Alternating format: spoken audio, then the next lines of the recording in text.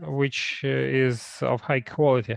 And now I'd like to introduce to you a great presenter and a seasoned expert, a seasoned practitioner, a gifted person who will brief us on his unique experience in identifying destructive changes in oviducts of layers on the reduction of fertility following weeks 54 to 60. Please welcome Nikolai Krokhin, a vet with Agrafeed Rus based in Moscow. Thank you so much. Hold on a second, let me grab the clicker.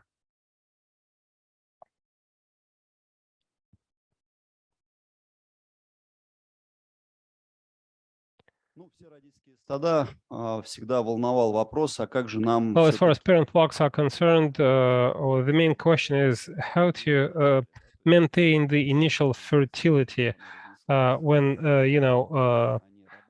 male chicks start inseminating female chicks. Everything is fine, water is great, and so on and so forth. And then you start running into problems and challenges. From the get-go, it's worth mentioning that this presentation was not prepared by me. The materials used here were shared with us by Hungarian scientists. Even a PhD thesis was defended based on that. The article will be posted in our chat. I will send a hyperlink once again so that you can familiarize yourself with the article at your leisure. But I will highlight the main bullets. This is some food for thought. Unfortunately, it was not included into the genetics session, but it turned out that the topic turned out to be so popular because of the sanctions imposed on us that we wanted to state it. What impacts the number of sperm in the ovum? First and foremost, it depends on the ratio, the frequency of insemination or fertilization, the quality of sperm, the concentration of sperm getting into the oviduct, the oviduct storage capacity, and that's what Hungarian scientists pointed out, and the withdrawal rates. This is a cross plot showing the link between the sperm requirement and the laying rate. The sperm requirement goes up, as is clear from here, from this cross plot. The vertical axis is the million of sperm, and the horizontal axis is the lifespan in weeks. This is the crossing point. The quality of, no, hold on a second, the quality is right here, and this is the sperm requirement. So what they noticed, I mean, the Hungarian scientists, is that the quality of the sperm is still good, but the fertility rates, fertilization rates go down. It set them thinking, and they carried out a number of very interesting experiments. Like I said, I will share the hyperlink to the article with you later. In a nutshell, though, the idea is as follows. So this is week 24. This is the histogram. The oviduct is not yet mature. The oviduct is still being developed. Week 34, that's the right upper hand corner of the slide, shows that the oviduct is already mature. The sperm is already there. The crypts are the channels in the oviducts that store a sperm. And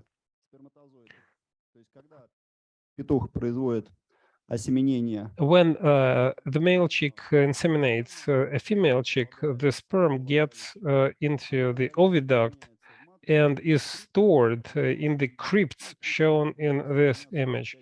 And the sperm can be stored there for 5 to 7 days. Despite the fact that young male chicks inseminate female chicks quite often, nevertheless, just keep in mind that the sperm retains its fertilization capacity for 5 to 7 days. So, mating should not happen that often. Take a look at week 44. The epithelium is thicker, as is clear from this diagram, and in only half the channels you see the sperm in the oviduct. The oviduct tissues are becoming more dense.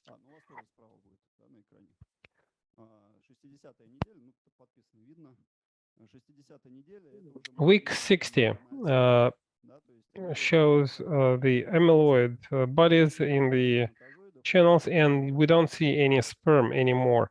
And the oviduct tissues are softer. So that's exactly what the Hungarian scientists saw, and they decided to experiment with that to see whether they can influence this process. It turns out that the fertilization rates reduction is not just caused by the age of the male chicks, and so I wouldn't say that they're old actually, because they can last for more than one cycle.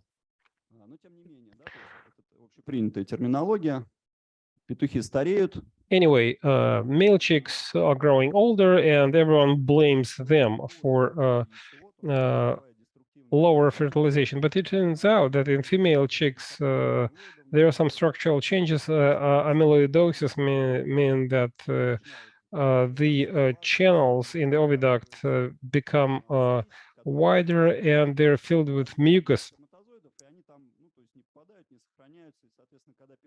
that prevent the sperm from getting to the ovum.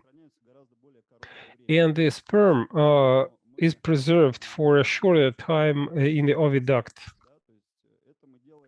And the reason for spiking is to offset the destructive changes by the greater frequency of insemination. Therefore, the more frequently a male chick inseminates a female chick, the higher the probability of fertilization. So what they do, they change the ratio of male chicks and female chicks, which does have an impact on the fertilization process. Spiking is another factor that might have an influence. It's a well-known factor, and everyone knows that it works. But it has no impact on the oviduct structure. Changing male chicks in groups has a short-term effect. While they're active, the number of inseminations went up, but then they became disinterested and the fertilization went down. Organic selenium and vitamin E administration. I decided against using a commercial name, but you'll see it in the article that I will provide a hyperlink to in the chat box. So organic selenium and vitamin E was administered to both male chicks and female chicks. And well, then they tracked changes, if any. And indeed, organic selenium and vitamin E improved the sperm quality and had an impact, but it had no influence whatsoever on the quality and the structural changes of the oviduct.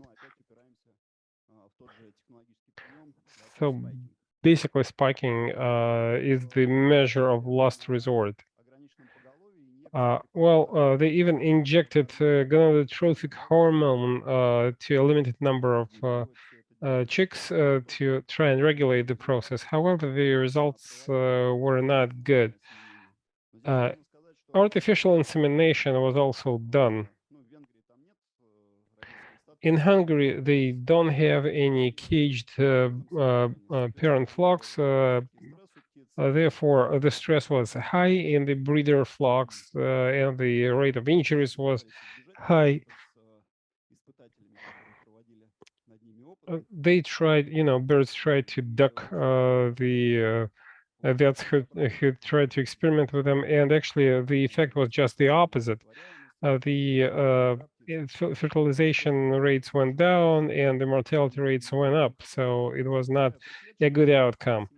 But if the cage insemination had been the right way, I guess it might have given positive results. However, the insemination frequency should be properly selected. And to prove the concept, hold on. They also did some morphology studies of the oviduct between weeks 54 and 60, and they saw that the situation clearly deteriorated. As for the main conclusions drawn by the Hungarian scientists, I abbreviated their conclusions because they took up several pages in the article. Based on the outcomes, they drew a conclusion that the last third of the production cycle sees a reduction in fertility because of the deteriorated reproductive function of layers. So male chicks are no longer considered to be the main cause. Despite the positive impact by various measures undertaken with regards to male chicks, we cannot influence the fertility rates reduction.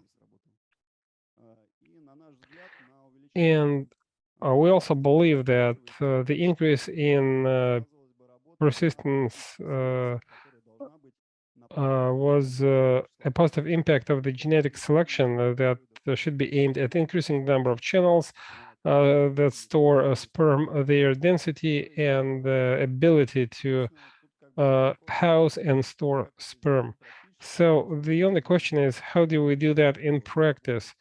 I mean, how do we increase the number of channels and improve their storage capacity? We need to find the right region in the gene that is responsible for the number of channels in the oviduct. It's an issue for discussion. Actually, this article raised a global problem that requires further investigation. And I really hope that our geneticists and experts in selection would be able to solve this problem.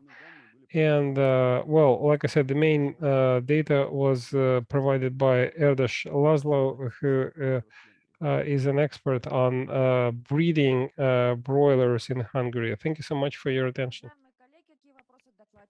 Any questions from the floor? Спасибо большое за интересную и правильную Thank you so презентацию. much for a very interesting and proper presentation, because many flock managers suspected that male chicks should not be blamed. I just wanted to add a few words to that. The sperm storage in the oviduct is an inheritable feature, and selection companies select female chicks based on this parameter as well. And even the behavior within families in female chicks and has an influence on the sperm storage life in the oviduct. And subcutaneous transponders prove that. And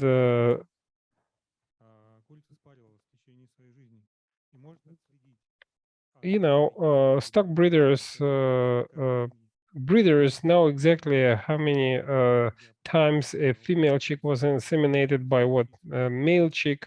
They know what the fertilization is, and they know how many chicks are hatched. I had no idea that it could be tracked, but it's awesome. Well, Nikolai, the source of amyloidosis should be identified. I think liver is the subject. I believe it's chronic inflammation. Unfortunately, flock managers, might be the cause of chronic inflammation. Enterotrophic vaccines and inactivated vaccines might be the source of the problem. Last year, I told you about inactivated vaccines aimed at destroying bacteria, and they can cause amyloid accumulation in various cells. And the amyloid can accumulate even in muscle tissue in chicken. Unfortunately, the physiology is such. So it's chronic inflammation, chronic and long-term inflammation. And therefore, I'm always interested in drugs such as immunomodulators that have an influence on inflammation factor in the gut. Иммунная система, она завязана с кишечником у птиц. Because the immune system is directly linked to the large intestine in chicken. Any other questions? Any suggestions? Any comments? Right, thank you so much for your presentation in that case. Let's move on.